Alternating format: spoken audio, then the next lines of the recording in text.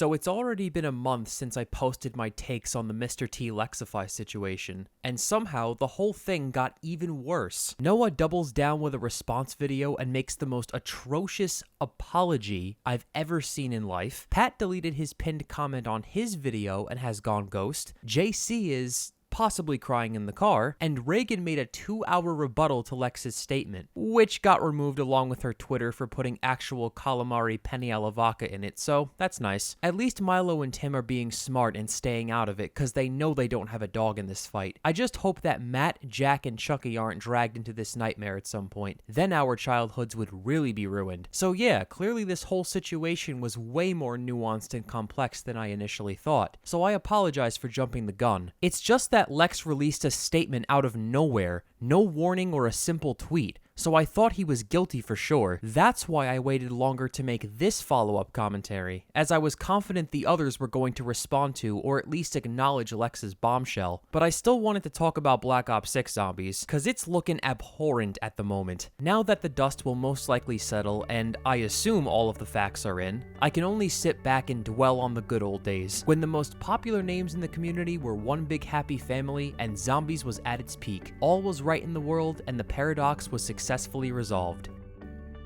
Wait, actually, I can roast Pat, Noah, and JC for being awful friends and not even bothering to give Lex a chance to put his case forward.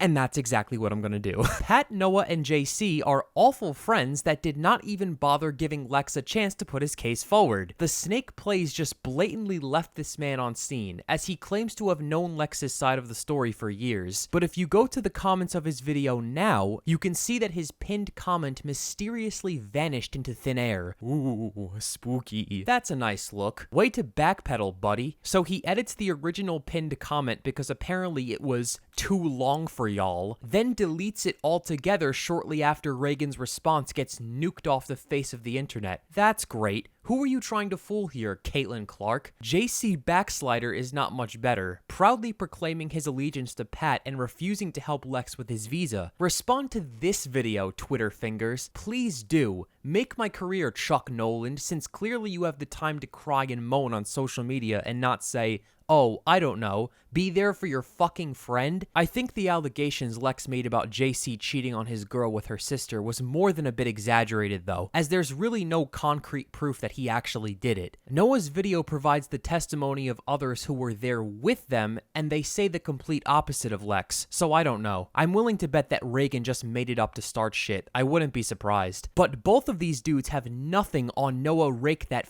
hairline forward 456, who I feel is the most guilty in this whole mess. The apology video he made is not even an apology, not just because Noah does his best to make his monotone vocal cords tremble and shake with the most crippling of anxiety, it's because he doesn't actually apologize to Lex at all, not even a mention by name, just going over what he was accused of for 20 minutes and disappearing into his bedroom with Foosley.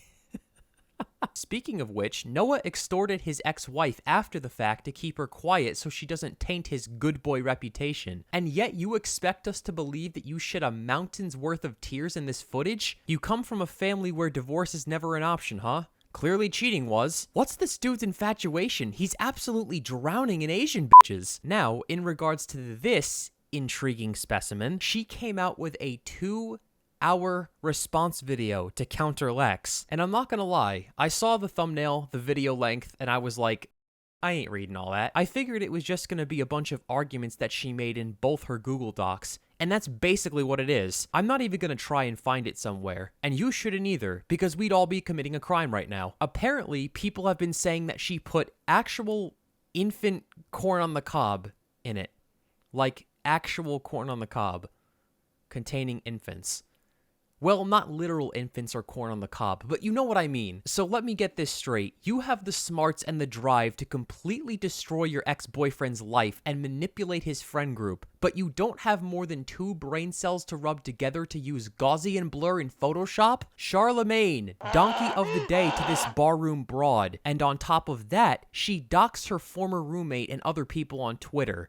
Actually, fucking insane. I cannot believe I share a planet with these animals. To make it clear, this does not mean I absolve Lex of any wrongdoing all of a sudden. I still stand by most of the things I said in my previous videos, as well as my brilliant roasting sessions. No, he's not some seasoned pedo, but DMs like this make him look really bad. He addressed everything but things like these DMs in his video. How convenient. Let me say it again. Lex and Reagan both contributed to an extremely unhealthy and unstable relationship, regardless of the Lex meat writers cheering that he did nothing wrong. Both parties are going to say with their chest that they're innocent and that the other person was always the bad guy. That's just how humans operate in situations like this. Their pride won't allow them to admit that they made some bad decisions along the way and that they weren't the damsel in distress that they like to portray themselves as. I've seen plenty of receipts from both of them, as well as from Noah's video, that clearly shows there wasn't a single clear-cut villain in this anime arc. They were both abusive in their own ways, and they never should have crossed paths in the first place. It takes two to tango,